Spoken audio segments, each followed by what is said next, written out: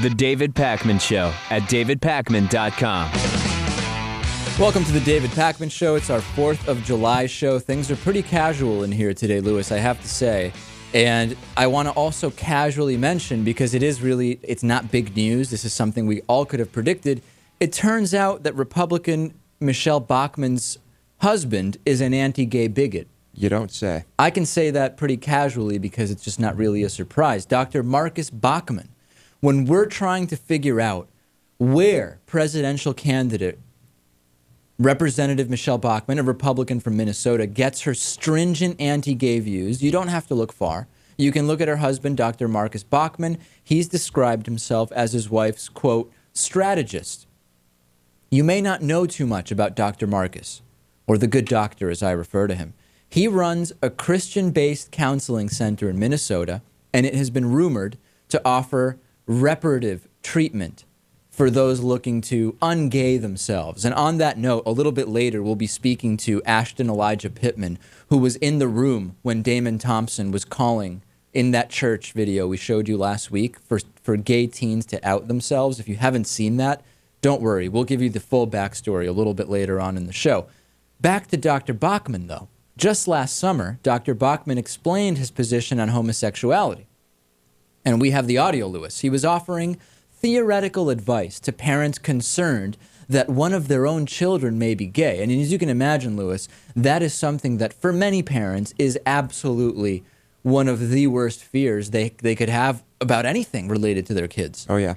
Not that they would go on to be weird sexual deviants involved in sex crimes and spending their lives in prison in the protective custody unit of a maximum security prison. Not that they would be involved in white-collar crime. Not that they would turn into racial supremacists involved in the mass murder of millions. No, but that their child would be gay or lesbian. And Dr. Marcus Bachmann, Michele Bachmann's husband, had the following to say about it. Let's take a listen. We have to understand barbarians need to be educated. They need to be disciplined. And just because someone feels it or thinks it doesn't mean that we're supposed to go down that road. That's what's called the sinful nature. And we have a responsibility as parents and as authority figures not to encourage such thoughts and feelings to move into the action steps.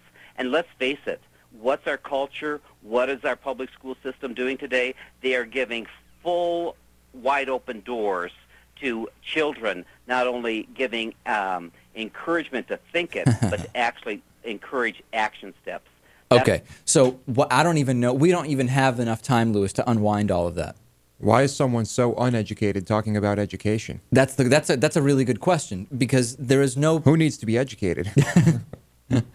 Often it's the educators. So, listen, ladies and gentlemen. If you listen to the show often enough, you know that this idea... We're hearing a lot of ideas here. We're hearing the idea that this is an inclination which can be simply put out of mind and not acted upon. In other words, you may have gay feelings. It doesn't mean you have to act and take... You don't have to act on that gayness, so to speak, I think is what the anti-gay nuts would say. Also, we're hearing this idea that public schools are in some way indoctrinating or convincing children to act gay or to act out sexually with those of the same gender.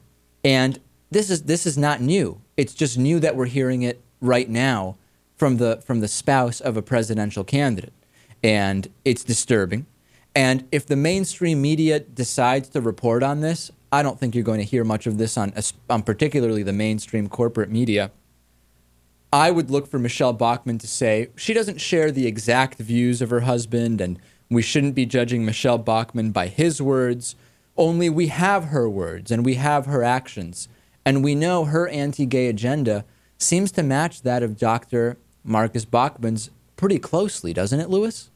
I think so. Republican Michele Bachmann said that she would support a federal constitutional amendment to define marriage as between a man and a woman, thereby overturning New York's new law legalizing marriage equality. And in 2003, after here in Massachusetts, the Supreme Court issued its now famous ruling permitting marriage equality, Bachmann proposed an amendment to the Minnesota Constitution banning gay marriage despite the fact that the Minnesota Constitution, the Minnesota State Legislature had already passed a law making same-sex unions legal. So if we're going to hear arguments that just because Michele Bachmann's husband talked about gayness and lesbianism barbaric, that she doesn't think that, well, her actions suggest she does think that. That's what her words say, and that's what her actions suggest, Lewis. And that's basically it. Yeah, but you said if we hear about it, which we probably won't. That's a big if. I mean, we're Right. hearing about it here. I hope people will realize that this is what we're dealing with.